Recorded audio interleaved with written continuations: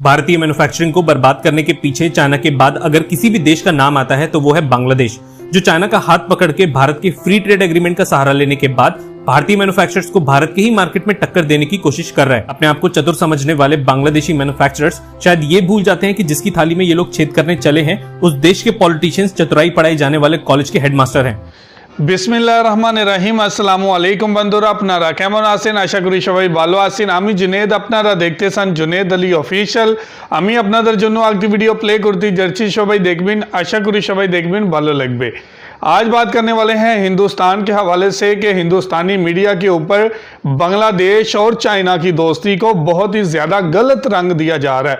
अब बांग्लादेश की वॉल्टन कंपनी को रोकने के लिए जो हिंदुस्तान के साथ फ्री ट्रेड एग्रीमेंट हुआ है उसको तो तोड़ नहीं सकता हिंदुस्तान। अब इसकी ट्रेड को रोकने के लिए इस पे इल्ज़ाम लगाने की कोशिश की जा रही है कि बांग्लादेश की वॉल्टन कंपनी चाइनीज़ जो एसी हैं वो इंपोर्ट कर रहा है हिंदुस्तान को, और हिंदुस्तान के अंदर जो असल मैन्युफैक्चर हिंदुस्तानी है उनको नुकसान पहुंचाने की कोशिश कर रहा है। और यह इल्जाम दिया जा रहा है कि बांग्लादेश भी चाइना की तरह हिंदुस्तान को नुकसान पहुंचा रहा है। और बांग्लादेश के बारे में और भी काफी ज्यादा बातें बोली हैं, लेकिन बांग्लादेश और चाइना के बीच में जो रिलेशन बने हैं, जो तीस्ता नदी को लेके एग्रीमेंट हुआ है, जो वहां पे चाइना जो इन्वेस्टमेंट कर रहा है, तो अब हिंदुस्तान कभी नहीं चाहता कि चाइना बांग्लादेश में आए, बांग्लादेश में इन्वेस्टमेंट करे और इसके साथ ताल्लुकात को बेहतर बनाए। अब जो हिंदुस्तान है वो ये चाहता है कि चाइना किसी तरह से बांग्लादेश से दूर रहे और हिंदुस्तान बांग्लादेश के करीब रहे। लेकिन जहां वाल्टन ने दुनिया भर में कामयाबी के झंडे गाड़े हैं, तो वहीं हिंदुस्तान में ये बहुत ज्यादा परेशानी पाई जाती है कि वाल्टन की बनाई हुई चीजें अब हिंदुस्तान में बिक रही हैं और बांग्लादेश को फायदा हो रहा है। और जो हिंदुस्तान में मैन्युफैक्चर की जा रही हैं चीजें, अब उनका नुकसान हो रहा है, क्योंकि वाल्टन कंपनी कम प्राइस पे अच्छी और बेहतर मियारी चीजें हिंदुस्तानियों को प्रोवाइड कर रही है। और वो क्यों कर रही है, इसी के ऊपर हिंदुस्तानी मीडिया क्या कह रहा है, आज इसी हवाले से वीडियो है। वीडियो की तरफ जाने से पहले आप दोस्तों से गुजारिश है, अगर आप चैनल पे नए हैं तो चैनल को सब्सक्राइब करें, साथ बने बेल आइकन को भी दबाएं ताकि आपको वीडियो का नोटिफिकेशन सबसे पहले मिलता रहे। चलें वीडियो स्टार्ट करते हैं जी, हैव वी गो।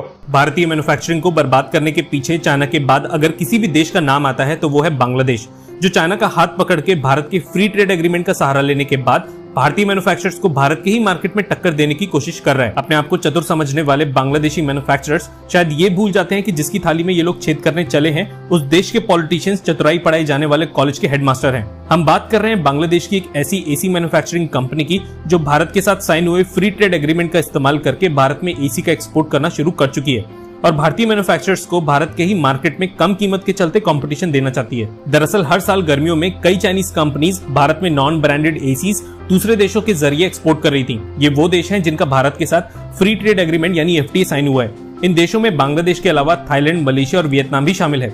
एफटीए के जरिए भारत में इंपोर्टेड ये नॉन ब्रांडेड एसीज भारत के उन सभी गिने चुने मैन्युफैक्चरर्स को प्राइस के मामले में टक्कर दे रहे थे जो एसीज की मैन्युफैक्चरिंग भारत में कर रहे हैं। एफटीए के साइन होने की वजह से भारतीय सरकार कुछ भी नहीं कर पा रही थी और इस एग्रीमेंट की वजह से भारतीय मैन्युफैक्चरर्स को बहुत बड़ा नुकसान हो रहा था, क्योंकि भारतीय लोग पैसा बचाने के लिए मेड इन इंडिया एसीज लेने की बजाय घटिया चाइनीज एसीज ले रहे थे। इस बात को बांग्लादेशी कंपनीज ने भी भाप लिया था कि भारत अपने मैन्युफैक्चरर्स को बचाने के लिए कुछ नहीं कर सकता। इसलिए बांग्लादेशी एसी मैन्युफैक्चरिंग कंपनी वॉल्टन ने भारत में अपने लिए सप्लाई चेन स्थापित करना शुरू कर दिया था और गाजीपुर में एक ऑफिस तक ले डाला था, ये सोच के कि अब धड़ल्ले से भारत में इन बांग्लादेशी एसीज को इंपोर्ट करके सस्ती कीमतों पर बेचा जाएगा।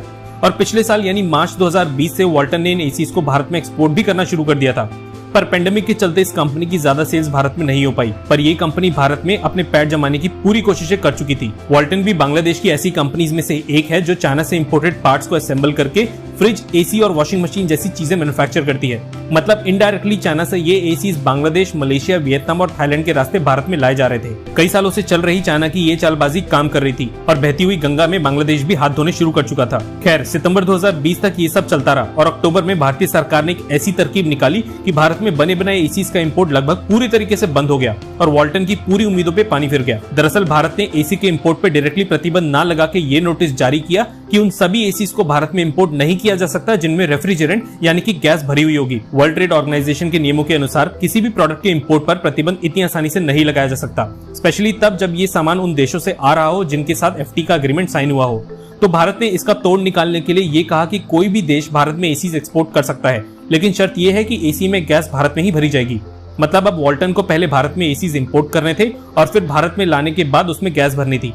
कोई भी समझदार कंपनी इतनी मेहनत करने की बजाय नॉकडाउन किट की फॉर्म में एसीज को एक्सपोर्ट करना ज्यादा बेहतर समझेगी, जिससे भारत में पार्ट्स की फॉर्म में इन एसीज को एक्सपोर्ट करके उसको असेंबल करने के बाद गैस भर दी जाए। मतलब सीधे सीधे शब्दों में एक और मैन्युफैक्चरिंग प्लांट भारत में लगना था, जो ऐसी बांग्लादेशी कंपनीज बिल्कुल भी नहीं चाहेंगी। भारतीय सरकार के उठाए गए इस कदम की वजह से वॉल्टन तो क्या अब कोई भी चूरन कंपनी भारत में बने बनाए एसीज इंपोर्ट नहीं कर पा रही। आपकी जानकारी के लिए बता दें कि इस बांग्लादेशी कंपनी ने साउथ कोरियन कंपनी ह्युंदाई के साथ भारत में वॉशिंग मशीन्स इंपोर्ट करने का एक एग्रीमेंट साइन किया है और ह्युंदाई के जरिए इन बांग्लादेशी वॉशिंग मशीन्स को भारत में लाया भी जा रहा है। हम यहाँ किसी ब्रांड के खिलाफ नहीं है, पर आपसे ये बोलना चाहेंगे कि कुछ भी खरीदते वक्त पैसा ना देखते हुए उस चीज पर कंट्री ऑफ ओरिजिन जरूर देखें और किसी भी इंपोर्टेड चीज की बजाय केवल मेड इन इंडिया प्रोडक्ट ही खरीदें। चाइना के साथ मिलकर कुछ पड़ोसी देश आज भी भारतीय इंडस्ट्री। तो जी ये थी वीडियो और आपने देखा कि किस तरह से इल्जाम लगाया जा रहा है कि बांग्लादेश इस खेल में शामिल है और बांग्लादेश की जो कंपनी है वॉल्टन वो चाइना से खरीदे हुए पार्ट्स को असेंबल करने के बाद भारत को बेच रही है और भारत को नुकसान पहुंचा रही है और वहां पे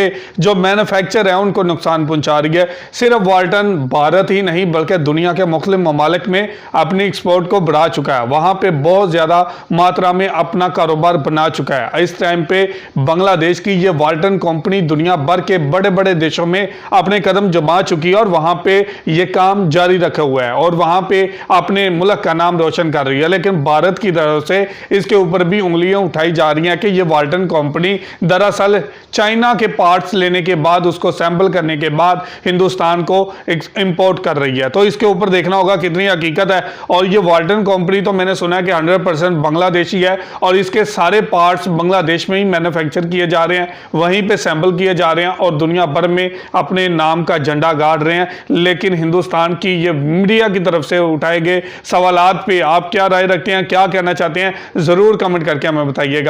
बहुत शुक्रिया।